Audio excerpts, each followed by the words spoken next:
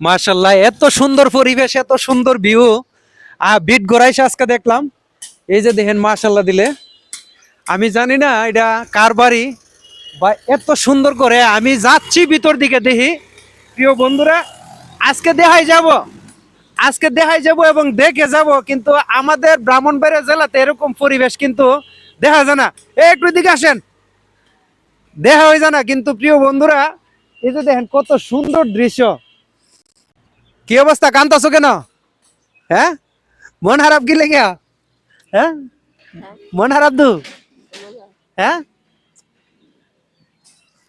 দেখি সামনের দিকে যায়, একজন মুরব্বী আছে সামনে, দেখি ওনার সাথে কথা বলি। দেখি, এই যে দেখেন একটা পরিবেশ, মাশাল্লাহ অনেক সুন্দর পরিবেশ, কিন্তু অনেক সুন্দর একটা দৃশ্য। আমার কাছে এত ভালো লাগছে। আপনাদের কাছে যদি ভালো লেগে থাকে অবশ্যই কিন্তু কমেন্ট করে বলবেন প্রিয় বন্ধুরা। মানে এই বিটগড় আসছিলাম একটা অসহায় রোগীর ভিডিও করার জন্য। মানে এই অসহায়তা ভিডিও করতে আইসা এই পরিবেশটা দেখে মানে আমি আর দাঁড়ায় থাকতে পারলাম না, মানে লাম একটু কথা বলার জন্য। এই যে আপনি একটু এদিকে আসেন, এদিকে আসেন। ওই যে একটা লোক আমার পিছনে আসতেছে, দিয়ে ওনার সাথে কথা বলে। আমি তো এখানে সম্বন্ধে এরকম একটা ধারণা নাই। এই জায়গাটার নাম কি? এটা আগে ডাকতো কুঞ্জরা বাড়ি, হিন্দু বাড়ি ছিল তো, কুঞ্জরা জমিদার ছিল। আচ্ছা আচ্ছা, আর ওখানে লোক আমরা হইতে যাইতেছে ওনারা বাড়ি। মেম্বার সাহেবের বাড়ি হইলো এটা? মেম্বার সাহেব, হ্যাঁ, মেম্বার সাহেবের বাড়ি। তা আগে যে হিন্দু ছিল ওনার? ওনার কুঞ্জরা এরা তো বিরাট জমিদার, যে এরা গেছে গা কলকাতা।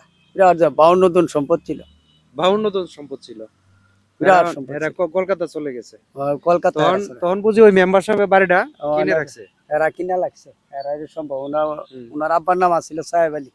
বিরাট ওনার ছিল বৈরব বিদ্যাপীঠের বড় সর্দার ছিল, বিরাট আচ্ছা বড় আচ্ছা লোক আছে। আচ্ছা আচ্ছা। তো প্রিয় বন্ধুরা, ধন্যবাদ আপনাকে। ঠিক আছে, আমরা জানগা।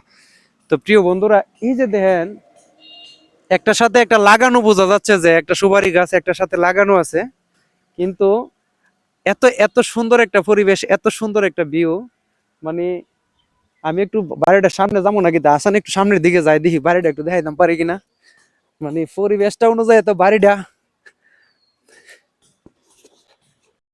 দিয়ে যায়, সামনের দিকে যাচ্ছি। প্রিয়,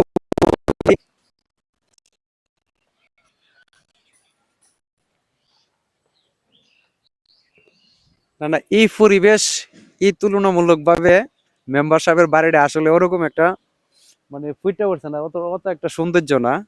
তো আমি ভাবছিলাম যে বাড়িটা মনে হয় অনেক একটু হেভি হবে এবং অনেক সুন্দর ডিজাইনের হবে। তবে যাই হোক, এরপরও অনেক সুন্দর বাড়ি।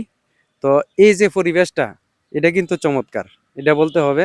তো ধন্যবাদ সবাইকে। আসসালামু আলাইকুম।